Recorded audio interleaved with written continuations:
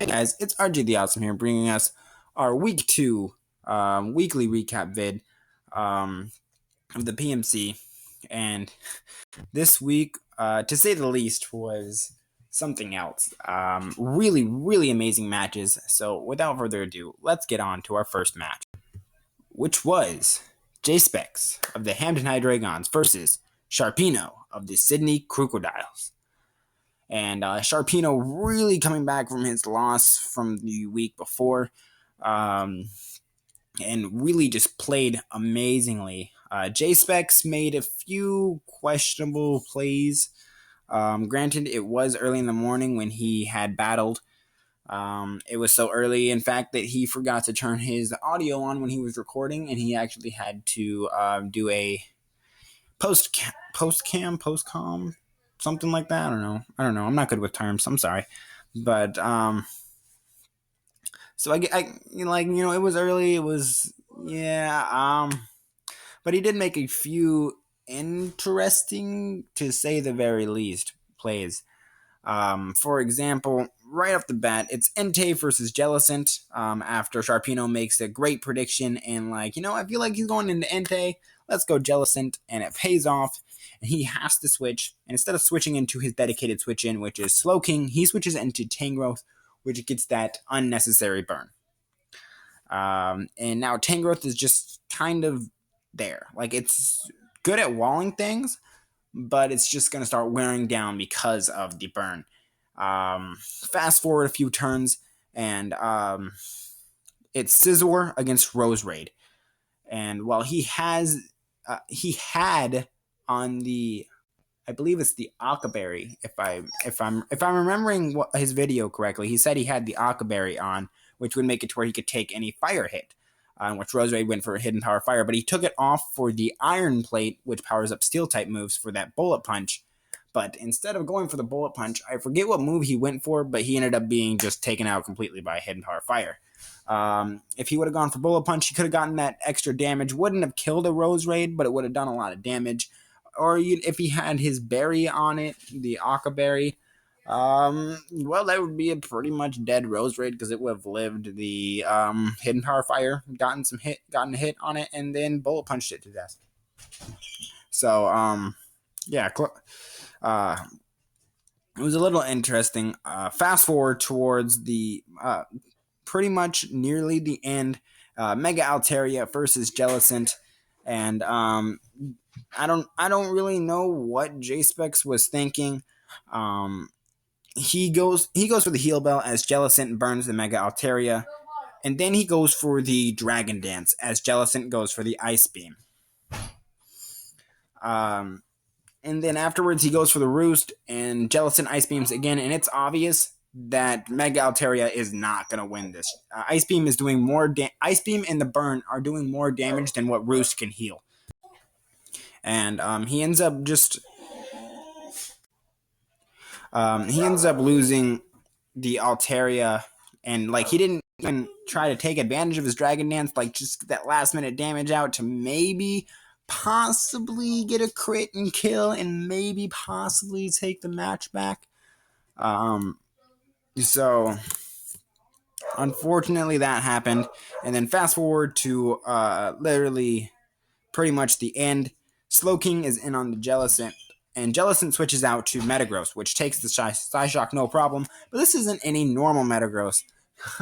No, this is a Choice Scarf Trick Metagross, which choices Slowking into Scald, and now Slowking is choiced in the Scald, so it cannot take out the Jellicent. In fact, it heals the Jellicent. Once again, Sharpino really coming back from that victory, really coming back from his loss last week, and making an amazing victory, showing that he is not out of this thing at all. And then we have our second match of the week, which was Phantom Base of the Cleveland Escavaliers up against Yuma of the Chicago Cub Chews. And this match was just completely incredible. For the majority of the match, Phantom Base had pretty much complete control. was making great plays. Avalug was just too much for Yuma to handle. Like one of his dedicated switch was Mega Aggron, but Avalug was packing the Earthquake, and yeah, it didn't. And Mega Aggron's Heavy Slam wasn't nearly enough to take out Avalug, and it could just recover back up. And Avalug was just wrecking havoc. But fast forward into about the middle of the match, it looks like Phantom is really just sealing the deal against Yuma.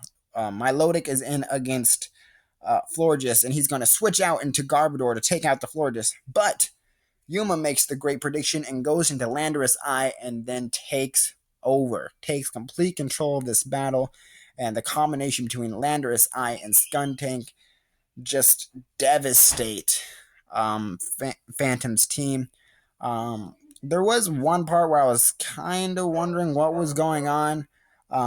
Yuma was down to his last two Pokemon, Skuntank and Florges, and Phantom was out with a severely weakened Avalug, and instead of sacking it off, he swapped into Garbodor, took a crunch, and then swapped back into Avalug to sack it off. And if he would have sacked off Avalug in the first place, maybe, just maybe, Garbodor might have been able to take it back with Mega Gardevoir. I don't know. This was just a really, really close battle, and Yuma's just came out. He waited until the right moment, took complete control, and then just devastated everything. But on to our third match. We have Dr. V of the Colorado Rapidash versus Lucky of the Dallas Manectrics. Lucky's very first match, just wanted to point that out, and did he take complete control? However, I do want to point out that Dr. V made, in my opinion, made a giant improvement from last week. Yes, he still lost, but this time he didn't make any questionable plays. At least in my opinion. Maybe there were some questionable plays, like, why did you do this? Like, that's what you're thinking. But I'm like, yeah, nah, man. I think those weren't bad plays at all. The only thing I would question is starting off with a choice Primeape and kind of giving away the fact that he is choice Scarfed. Which maybe he might have been able to use that to his advantage, maybe to try to catch off Mega Glalie or even Azelf if needed. And another thing I want to point out is Dr. V did learn a incredibly useful lesson. Always make sure your DS is charged. After the last turn, his DS died, and they had to recreate the entire thing, which really sucks for them. But they did it. But so starting off, we have Primeape and Crobat. Primeape is going to go for the safe U-turn. Lucky, however, knows that this Primeape is Scarfed. It's out there. It's obvious. Why else would he lead with the Primeape other than to get that choice Scarfed U-turn out? So he switches off from Crobat to Hitmontop, forgetting completely about Defiant.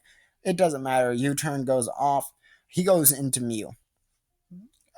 Mew goes for the Calm Mind as Hitmontop switches into the Mega Glalie, Lucky knowing he can take any hit from Mew. And then he explodes. Bye-bye Mew, bye-bye Glalie. Glalie didn't really do much more. He didn't really do much more, and Mew was arguably the best threat on the Rapidash's side. Instantly, it's 5-5. And then fast forward a bit, and it's Suicune against Mega Steelix. Because Azelf had gotten a Fire Blast off on Mega Steelix and then died. But and then Suicune sets up a Calm Mind, and then Scalds takes out Mega Steelix. So first thing that comes into Dr. V's mind, and probably pretty much anyone else that would be in his shoes, this is Crocun, and it's going to cause me so many problems. Something I did forget to mention, though, he went for the Dragon Tail when Suicune went for the Calm Mind, but he missed. Really, really unfortunate. Which, like, honestly, I think that's what really sealed the game. That he once that Dragon Tail missed, I didn't see him coming back from that. Um, but he's thinking it's Crocun, going to Rotom Heat, Thunderbolt it, take it out. But Suicune had speed investment, outsped, and took it out with Scald. Okay, minor setback. Crocun, Calm Mind, Scald, Rest, Sleep Talk, going to Seismitoad with Water Absorb. Here comes the Hidden Power Grass. This was not Crocun. And as a result, over half of V's entire team was just dismantled by Suicune. Lucky really, really played Suicune amazingly. And unfortunately, Weavile couldn't really take it back. V did play a lot better this week than he did last week, in my opinion, and I feel like Lucky just brought some stuff that would have caught anybody off guard, and he wasn't really able to recover from being caught off guard so much. It's just Lucky really performed really, really, really well, and ended up getting a really close 2-0 victory. So our next match is the Pittsburgh Steelix versus the Kansas City Kingdras. And this match was decently close as well. There were a few missing hacks from Tornadus T going for Hurricane and Focus Blast, but that's 70 accuracy, and that's what happens. But oh man, it was really, really close. Had he just gotten a little bit more damage on the Mega Slowbro when Tornadus T hit that Hurricane, there would have been a slight chance for him to take it back if Hurricane would have hit the next 2 times. There, once again, this is just a lot of missing, and there was a unfortunate crit on the Doublade to where he ended up Doublade ended up not being able to take the hits that it needed against a Hidden Power Fire, I believe, Vileplume. And then Infraready shows the effects for Vileplume, in which, speaking of Vileplume just put in so much work in this battle. Infraready really just showed that his last match was super close. He missed out just because of some defense investment on a Gardevoir, and he came out swinging this time. And unfortunately for Kingdra, he ended up winning with a close 3-0. So next up, we have the Jersey Devils, coached by Cloud Envy, up against the Chicago Sacred Fire, coached by Stab. But once again, it was Trev, his assistant coach, battling for him because he's still having his Wi-Fi problems. And this was the closest match of the week, and probably it's going to be the closest match of the entire league. Anyways, to start off, we have a Mega Showdown. We have Mega Beedrill versus Mega Lopunny. And yeah, obviously there's the Protect against the Fake Out. He U-turns. Mega Lop lives, and then he can't do anything against Fortress. And this shows that Fortress, he's really defensive to where he can easily handle Mega Lopunny. Predicting the Fire Punch, Cloud goes for Heatran, and Stab goes for Houndoom. Wait, hold on, I messed that up. Stab goes into Houndoom, and then predicting the Flamethrower, Cloud goes into Heatran, but not Stab, but Trev predicts that and goes for the Hidden Power Ground. And wow. If it wasn't for the special defense investment, down goes Heatran. Luckily for Cloud, Heatran was able to live 2 hidden power grounds. As Stab really just showed, he's a beast in battle. And really got into Cloud's mind. You could really tell that he was just getting into his mind. Trev's just getting in there.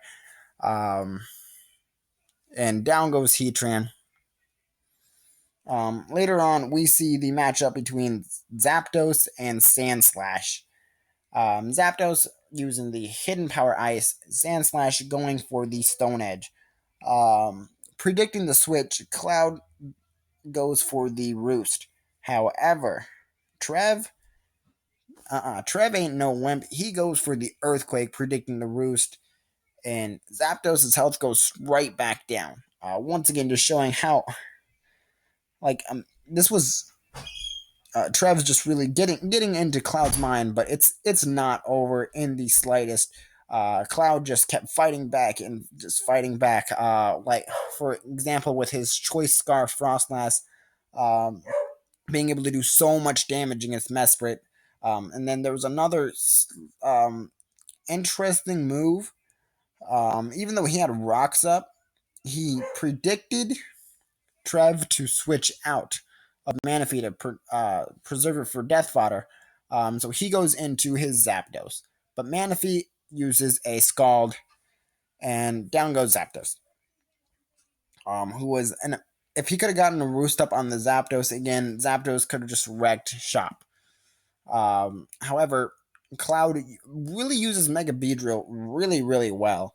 And Mega Beedrill just racks up the kills, as you can see. And then we see the Mega Showdown once again. Mega Beedrill against Mega Lopunny. He protects. He fakes fake outs. Cloud is thinking, all right, here we go. Mega Beedrill sweeps here.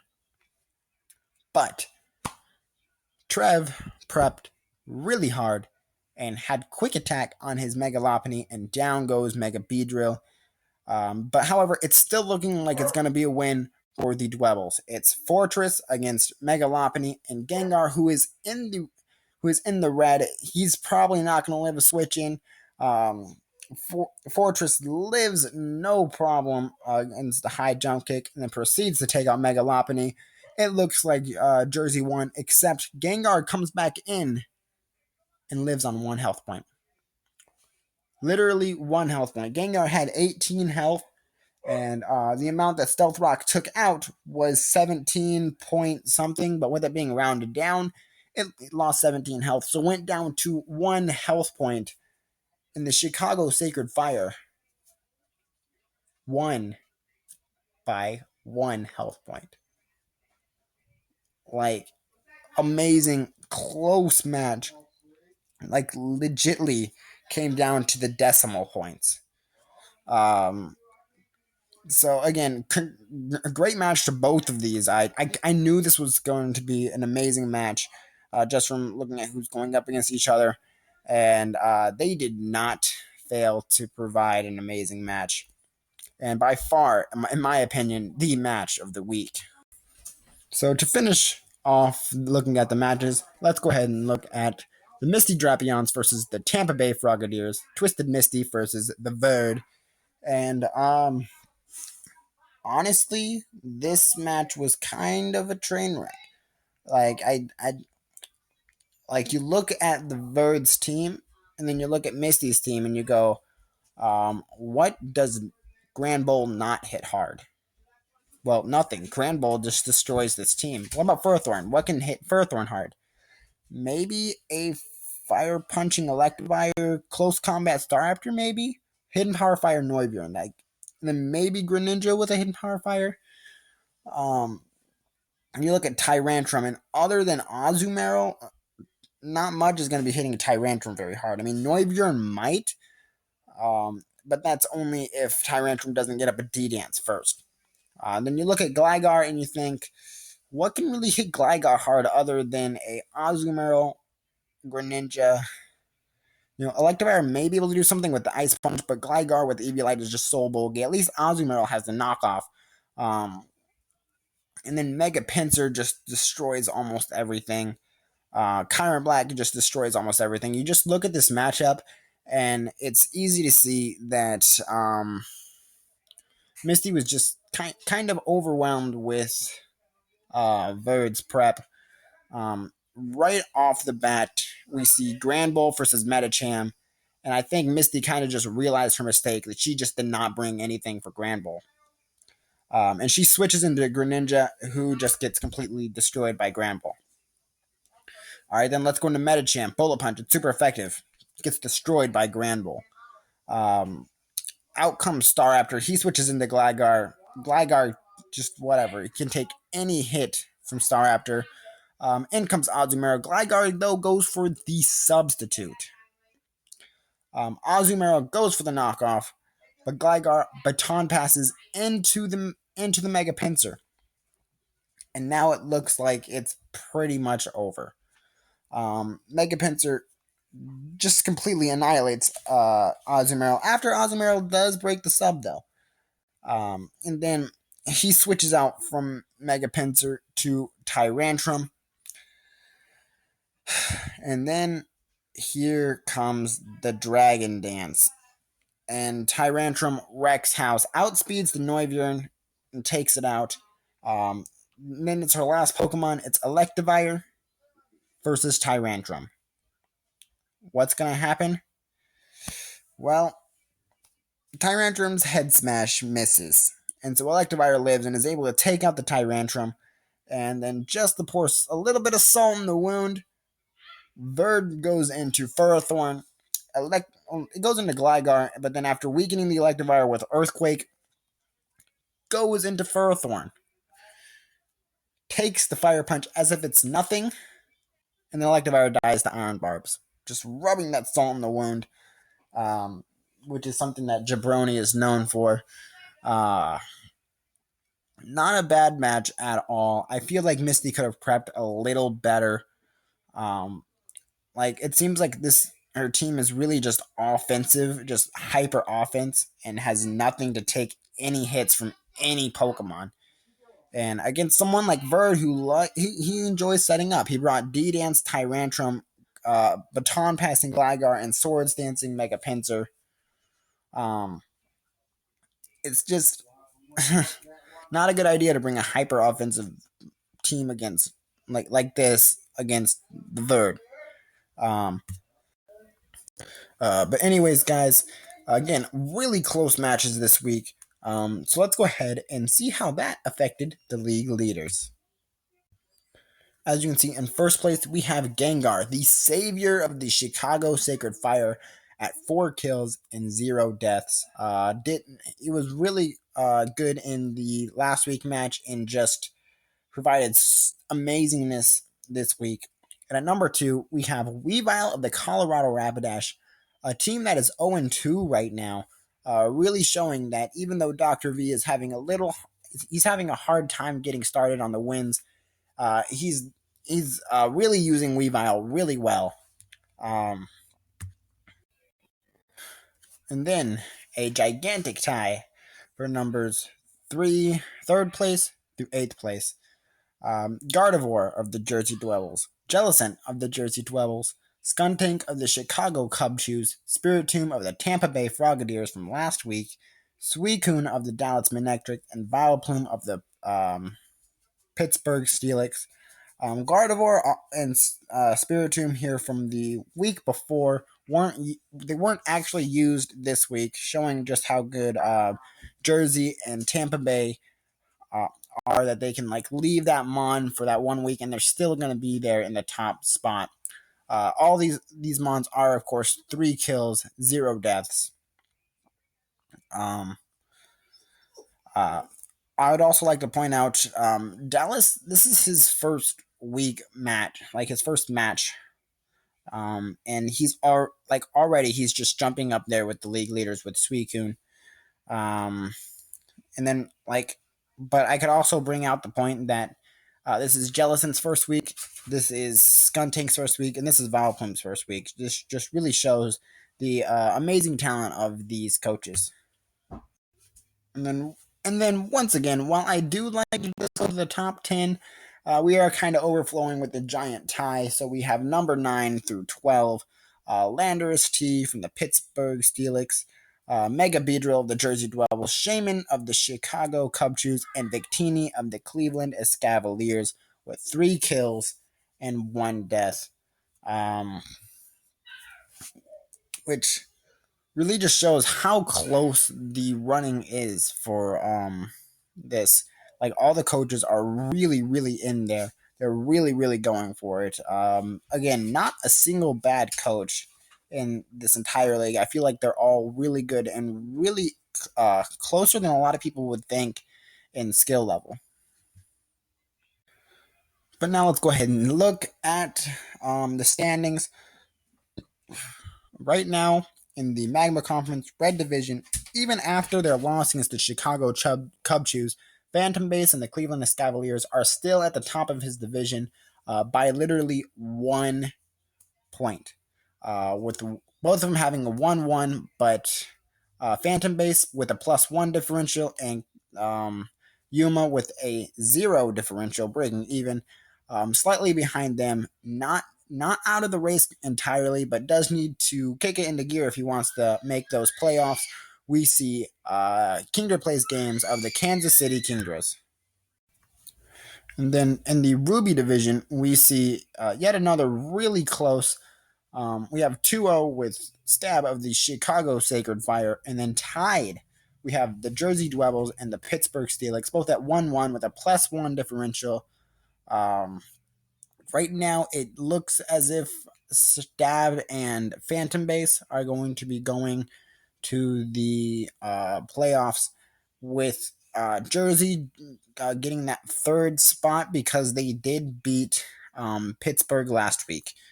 But again, it's super close in this division, and next week is going to probably change it entirely, how it's looking in this conference. But let's go ahead and move on to the Aqua Conference, where in the blue division, we have the Misty Drapions with 1 win, 1 loss with a -2 differential, still in the lead even after their loss. The Colorado Rapidash with 0 wins, 2 losses, and a -4 differential. And the Hampton High Dragons with 0 wins, 1 loss with a -7 differential, but with a DNP, which is worse than a loss because he wasn't able to participate week 1. This with this division, it looks semi close. V and J Specs still have that chance, and Misty, even though she lost this week, still is at the top of her division and is probably going to be gunning it for the top spot, and still going for it. And she's probably not going to let this loss get to her. But anyways, onto the Sapphire division, we have the Verd, coach of the Tampa Bay Frogadiers, 2 wins, 0 losses, +9 differential in first place. Lucky, coach of the Dallas Manectrics, 2 wins, 0 losses, +5 differential. And then the Sydney Crocodiles, 1 win, 1 loss with a -1 differential. Again, a really close division. Differential of 4 is causing these 2 undefeated teams to be battling it out for that top spot.